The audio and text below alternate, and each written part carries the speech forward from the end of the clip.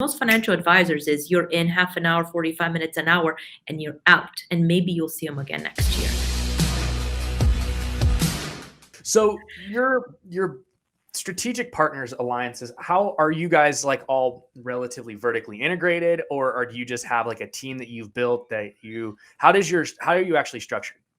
We actually have a team of very close strategic partners that we've done our vetting. And for Yeah. example, on the security side, I can't tell you how many financial advisors I've heard. I've been a fly on the wall. I've been in meetings. I've listened to their philosophies, their ways of doing business. And as you can probably tell, I don't work with people that are in a sales mode. I really Right. don't. Or people that are just out to get the client into whatever product is top of mind or, top of mind for the company for that month or that quarter. And so, like for example, on the security side, we have a very, very tight niche of individuals that we work with, a small team that has been very thoroughly vetted that when we put in front of the client will say things such as, and this is real feedback that we're getting, Eunicia, I can't believe how amazing that call was. Like we've had money in the market, but we never really understood that we have options. Even when Yeah. it comes to that, right? We actually have options. And the fact that you and the team primarily, because they're talking about the specific strategies, that you were able to go into that level of detail and not feel like we're being sold something, that was huge. Right. Because most financial advisors is you're in half an hour, 45 minutes, an hour, and you're out. And maybe you'll see them again next year. That's not how our strategic partners operate. And then when it comes to other types of strategic partners that are more diverse and in areas that are very highly specialized. Even in those cases, generally we have a couple of references that clients can go to. So, for example, CPA would be a great example, right? Depending on what the client's trying to achieve, we might say, hey, I would recommend here are the 2 or 3 different CPAs that we work closely with. Please go ahead and have a conversation with them. We'll let them interview those CPAs to make sure that they feel comfortable. Because it's Right. the same thing, right? We need to make sure that our clients don't feel like they're in a situation where they're just working with someone that's really good, but that they don't resonate with. And so our clients have options, and because they have options, again, there's trust there as well from that's built in automatically in the way that we work with them. How do you limit the I don't want to say limit the options so that people don't get overwhelmed, but obviously like you can probably like as you're building this puzzle, right, of someone's financial picture, right? You can see, hey, look, like these are probably the best like couple. Um do you lay everything out there and just be like, here's absolutely every possible thing like we could do? Or do you like vet it a little bit and then offer them, hey, here's 3 things we think would be the best in this situation? How do you keep from overwhelming your clients? That is such a great question. And I wish more people would ask it because, frankly, that's where I think a lot of people run into the problems, right? It's either spending a little bit of time and giving it all to the client, or saying here are the top 3 things, but the client doesn't understand the rest 6 that they have options to. And so what we do, we work on a consulting basis, right? So, Mhm. financial consulting basis. That's the reason why. One of the other reasons why we're so different, because when we work with the clients, what we understand from working with hundreds and hundreds of clients is that they will be overwhelmed.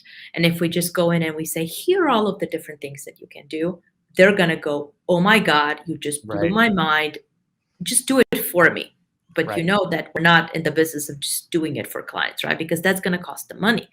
It doesn't matter who it is that does it for them. It's kind of like the analogy when people say, I just want it done for me. What I turn around and will tell them is, okay, what sport are you interested in? Okay, you're an NBA kind of person. Wonderful. If this was the playoffs and you're so passionate about those playoffs, are you going to respectfully ask your best friend to watch the game for you and then relay it to you to the best of their ability Yeah. so that you can relive it somehow? Well, of Yep. course I wouldn't do that. Well, then why would you put the money that you've worked so hard for and just trust that somebody else is going to enjoy that game just the same way that you would? Yep.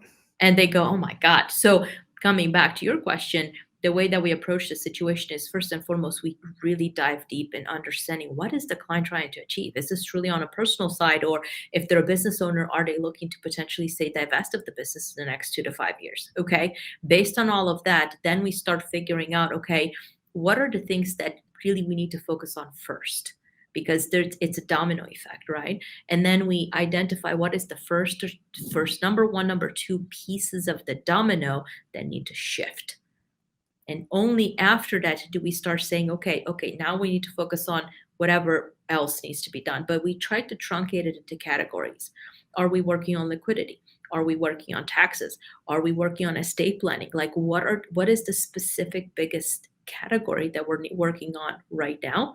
Then we dovetail into that, and then we sequence everything else. And the shortest amount of time that we work with our clients is 6 months. Typically, we're working with our clients anywhere between 6 months to a year. And most of our clients, especially the business owners, we have agreements where they want us to continue on a retaining basis with them because they see the value. I mean, we're talking about, in many cases, hundreds of thousands of dollars to their bottom line because they didn't know that they have options that perhaps were not discussed with them or shared with them in the past. And so we take a very, very strategic approach to do just that, to not overwhelm our clients and to make sure that they can actually sleep at night. Awesome.